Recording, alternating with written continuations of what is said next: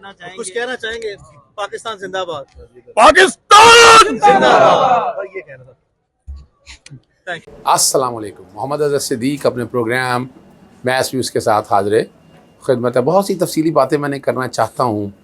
पाकिस्तान में जो इलेक्शंस का प्रोसेस है वो पाकिस्तान बनने के बाद क्या हालात और वाक़यात रहे, बड़ी तफसीली मैंने बात करनी है, तो इसलिए कल सुबह का प्रोग्राम बड़ा अहम होगा। वो प्रोग्राम ज़रूर देखिएगा। मैं कोशिश करूँगा कि उसमें बहुत सी चीज़ों का अहाता कर सकूँ, मैं बता सकूँ आपको कि हालात और वाक़यात क्या हैं और क्या मुल्क में साफ़ और शफाफ इलेक्शन वाकई होते रहे और इस मुल्क का मुकद्दर क्या यही रह गया कि जो हम अब देख रहे हैं, यानी कंट्रोल डेमोक्रेसी, या क्या लफ्ज़ आप कह दें उसको, हाइब्रिड रजीम, कोई भी नाम आप दे दें उसको, आप इस बात से समझ सकते हैं। आज के इश्यूज़ में 2-3 बड़े अहम इशू हैं और वो ज़रा समझना ज़रूरी है। सबसे पहला तो मामला है chief justice Islamabad high court पर अदम एतमाद का इजहार। अच्छा, एक बात मैं आपको बताता चलूँ कि इस वक्त वजह ये है कि PDM की सारी सियासी जमातें एक तरफ खड़ी हैं और हमारी बार काउंसिल्स पे राज है उन सियासी जमातों का।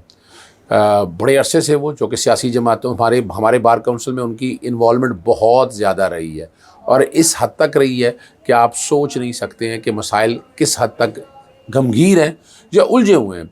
उस पर मैं कोशिश करूँगा थोड़ी सी मैं बात कर दूँ। और इमरान रियाज आज पेश हुए, वो धमकियां देने के हवाले से मामला है तो कुछ नहीं था, लेकिन बुनियादी तौर पर इमरान का बाहर निकलना बहुत ज़रूरी था ताकि लोगों में आए, इंटरेक्शन हो। तो इमरान रियाज ज़मानत कबल गिरफ़्तारी, ना तो मेरा ख़्याल है कोई अपना कोई गिरफ़्तारी का खौफ था, ना कोई और बात थी, लेकिन बुनियादी तौर पर उनका घर से बाहर निकलना ज़रूरी था शायद, और इसीलिए वो कुछ चीज़ें लेकर वो घर से बाहर आए, कोर्ट में अटेंड किया, पाकिस्तान जिंदाबाद का नारा लगाया।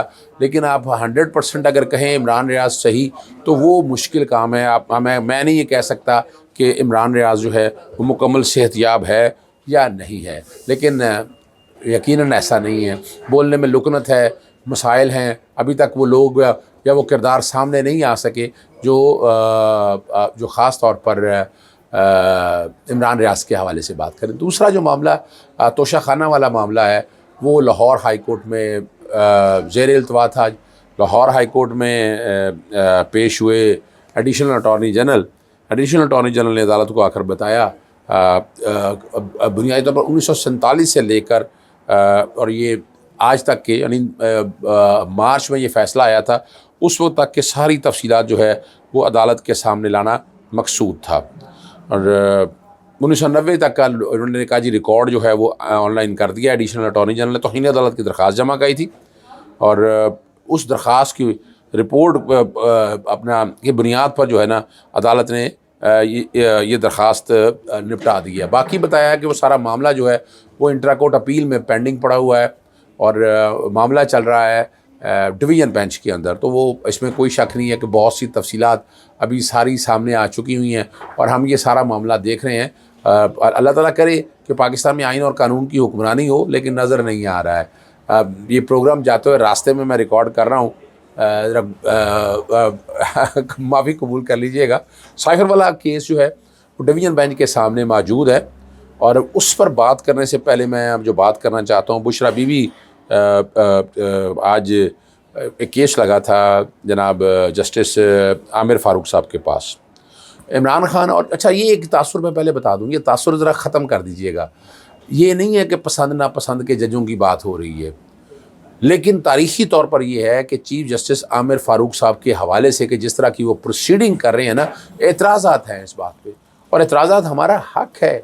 और बुशरा बीबी साहब की तरफ से जो, यानी ये कहना कि उनकी ख्वाहिश के मुताबिक या PDM सुप्रीम कोर्ट में जिस तरह करती रही कि जस्टिस काजी फ़ायज़ ईसा, जस्टिस सरदार तारक मसूद और जस्टिस मंसूर अली शाह केस सुने, यानी ये केसेस सारे वही सुने, उसके अलावा केस सुने, ऐसी बात बिल्कुल नहीं है। और देखिए एक बात ज़हन में रखिएगा कि जस्टिस काजी फ़ायज़ साहब को 2 महीने हो गए हैं हुए, अभी आपने को PDM का या बाकी सिस्टम के ऊपर बयान देखा? इमरान खान की हुकूमत में तो बड़े शदीद एतराज़ात रहते थे, आपने कोई ये सुने हैं एतराज़ात?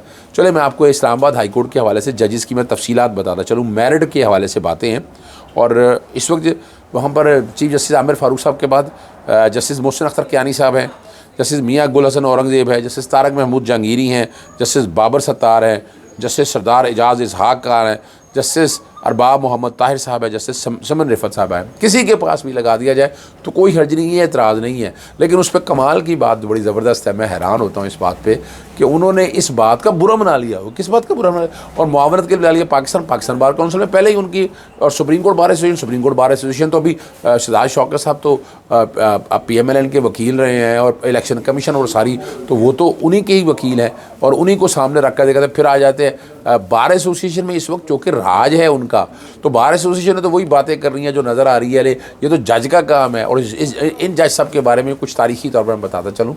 सबसे पहला मामला कब शुरू हुआ था? सबसे पहला मामला शुरू हुआ था तोशा खाना के हवाले से। तोशा खाना का केस आपको पता है कि 1900 सेक्शन 137 के मुताबिक है कि आप रिटर्न फाइल करते हैं जून तक की दिसंबर में, और अगले 120 दिनों के अंदर आपको उसके ऊपर कोई ना कोई एक्शन लेना है। यानी अगर कोई गलती है या कमी या कोताही है तो आपको करप्ट प्रैक्टिसेस के हवाले से सेक्शन 167, 174 के तहत जाना, और 3 साल तक की सज़ा है। ये ज़रा केस समझने के लिए आपको मैं इसलिए आसानी में बता दूं कि ये टाइम पे इलेक्शन कमीशन ने कोई एक्शन नहीं लिया। बदनीति के साथ, बड़ी प्लानिंग के साथ मामला गया स्पीकर के पास। स्पीकर उससे पहले कई मुतअद्दिद मेरी दरखास्तें रिजेक्ट कर चुका है कि वो आर्टिकल 63 में आता नहीं है, आर्टिकल 63 में आता ही नहीं, और गैर कानूनी तौर पर ये रेफ़र कर दिया मामला इलेक्शन कमीशन को। ये 2022 की बात है। इलेक्शन कमीशन के सामने मामला गया, एतराज़ात उठाए गए। इलेक्शन कमीशन ने इमरान खान साहब को नाअहल करार दे दिया, सिर्फ साथ एक और कह दिया कि इस्तगासा भी फ़ाइल करें। अब ये वाला जो ऑर्डर है ना, ये चैलेंज कर दिया गया इमरान खान साहब इस्लामाबाद हाई कोर्ट में। चीफ जस्टिस आमिर फ़ारूक साहब उस वक्त मामलात को देख रहे थे, तो उन्होंने उन पे कहा गया कि ये जो है ना, ये केस वापस दे दें। वापस इसके वजह से तारीखी तौर पर बताना चलूँ कि वो केस को सुन ही नहीं रहे थे, केस डिले हो रहा था। और अब साथ साथ जो कि इधर इस्तगासा वाला मामला था, हम चाहते थे कि जल्दी से, जो कि जुरिसडिक्शन का मामला है, सेक्शन 137 के तहत है कि आपसे 120 दिन में आना है, तो 120 दिन में ये हुआ ही नहीं था। ये एडमिटेडली बात है। और इस्तगासा अगर आना था तो मैजिस्ट्रेट से होकर फिर बराह रास्त सेशन कोर्ट में ये आ नहीं सकता था। बहुत से अहम सवाल थे जो ये मामला ये चल रहे थे। मैंने फिर वोटर की तरफ से लाहौर हाई कोर्ट में चैलेंज किया, और वहाँ पर एक हमारे और वकील साहब हैं, वो आगे कि जनाब इमरान खान साहब को नाअहल करार दिया जाए, चूँकि ये डिसक्वालीफाई हो चुके हैं पहले फ़ैसले की। मैं इस्तगासे से पहले की बात कर रहा हूँ। अब ये मामला जस्टिस साजिद महमूद सेठी साहब के पास गया, सेक्शन 137 की इंटरप्रिटेशन के हवाले से बात भी आई, और फिर ये मामला उठाकर कहा गया कि ये रखा जाए अपना लार्जर बेंच के सामने। लार्जर बेंच जस्टिस मोहम्मद अमीर भट्टी चीफ जस्टिस उनके सामने लगा। इमरान खान साहब को चूँकि नोटिस आ गए थे, इमरान खान साहब भी आ गए। अब जो कि इमरान खान साहब लाहौर हाई कोर्ट में बाकायदा आगे हुए थे, फिर दरख्वास्त भी दायर कर दी थी। इस बुनियाद पर मैंने ये वापस ले ली, और इस पर फिर लार्जर बेंच तश्कील दे दिया गया इमरान खान साहब की दरख्वास्त पे 3 अहम इशूज़ के ऊपर। एक तो क्या इलेक्शन कमीशन ये कोर्ट या ट्राइब्यूनल है जो ये नाअहल कर सकता है, और सेक्शन 137 की इंटरप्रिटेशन। सेक्शन 137 पे लाहौर हाई कोर्ट के जस्टिस शाहिद करीम ऑलरेडी एक ऑर्डर पास कर चुके हैं कि 137 दिन के बाद आप ये इस मामले को छेड़ ही नहीं सकते, सॉरी 120 दिन के बाद सेक्शन 137 के तहत। और अल्टीमेटली जो है ना, अब यहाँ लार्जर बेंच के सामने जब मामला उठाला तो लार्जर बेंच में इलेक्शन कमीशन ने एतराज़ात, बदनीति देखे ना इलेक्शन कमीशन की, एतराज़ात उठाया कि जनाब इस्लामाबाद हाई कोर्ट में। अब इस्लामाबाद हाई कोर्ट में जाकर कहती हैं कि ये केस वापस दे दें, दरखास्तें दे दें, और वहाँ पर बड़े एतराज़ात। यानी मैं ये बात आज की नहीं बात कर रहा, इमरान खान साहब ये 2022 में हम एतराज़ात उठाते रहे हैं, और अल्टीमेटली वो दरख्वास्त पे फ़ैसला सुन ली, और फ़ैसला महफूज किया हुआ है, आज तक फ़ैसला नहीं सुनाया। फिर आपको याद होगा टेरियन वाइट वाले केस के अंदर, टेरियन वाइट का लार्जर बेंच बना। लार्जर बेंच में जस्टिस मोहसिन अख्तर कियानी और दो जज साहिबान ने उस केस को खारिज कर दिया, फ़ैसला सुना दिया, लेकिन जस्टिस आमिर फ़ारूक साहब ने वो फ़ैसला जो है ना रिलीज़ ही ना किया, और बेंच तोड़ दिया। ये भी रिकॉर्ड की बातें हैं। फिर आपको तोशा खाना में देख लें, तोशा खाना में एतराज़ा थे कि पहले दायरा इख्तियार तय किया, जब दायरा इख्तियार तय करने की बजाय दोबारा मामला जो है वो सेशन उसी जज के पास भेज देते, दिलावर यानी हुमायूं दिलावर के पास। अल्टीमेटली आपने 3 दफ़ा ये कैटेगरी देखा, ये मामला सुप्रीम कोर्ट में भी गया, और अल्टीमेटली जो मामला जो है इन्होंने डिसाइड ही ना किया दायरा इख्तियार का। दायरा इख्तियार का मामला तय करते तो बात ही ख़त्म हो जाती थी, फिर तो केस ही कोई नहीं रह गया था, फिर तो once for all the matter stand settled. अब इसमें तो कोई डाउट ही नहीं था। और बात बड़ी सिंपल सी है कि आप इन सब चीज़ों को अगर सामने रख कर देखें, अब इस पर मल्टीपल एतराज़ात हैं, और चूँकि चीफ जस्टिस है ना, अपनी मर्ज़ी से सारे केस अपने पास लगा लेते हैं। मखसूस बेंचेस का ये नहीं है, ये जो कॉन्सेप्ट इधर निकाल दें, ये सिंगल जजेस की बात हो रही है। लाहौर हाई कोर्ट के अंदर ही मखसूस बेंचेस के पास केस लग रहे हैं। तो ये एतराज़ात तो बड़े जायज़ एतराज़ात हैं, इसमें कोई ऐसी बात है नहीं कि जो आप एतराज़ात साइड पे हट कर इन मामलात को देखा जाए। तो ये ज़हन में रखिएगा। और बाकी जो ये मामलात हैं, इन चीज़ों को सामने रखते हुए चीज़ों से आमिर फारूक साहब को खुद सोचना चाहिए। अल आदिलो और अल वकीलो, अब अदल देना जो है ना वो इंसाफ देना है, उसमें कोई ज़ाती बुग़्ज़ नहीं होना चाहिए। जैसे चीज़ों से काजी फाजिल साहब का ज़ाती अनाद रखते हैं, इस तरह चीज़ों से आमिर फारूक साहब भी ज़ाती अनाद रखते हैं। सारे मामले के अंदर हर केस अपने पास लगा लेते हैं। अब चीफ जस्टिस होने का ये तो नहीं है क्या, इसीलिए हमने कहा था कि बेंच लगाना, केस मुकर्रर करना, ये सीनियर जजेस का इख्तियार होना चाहिए। और इसके बारे में बड़ी वाज़ेह तौर पर मैं बात कर चुका हूँ। ये आपके सामने मैंने सारे हालात रख दी है।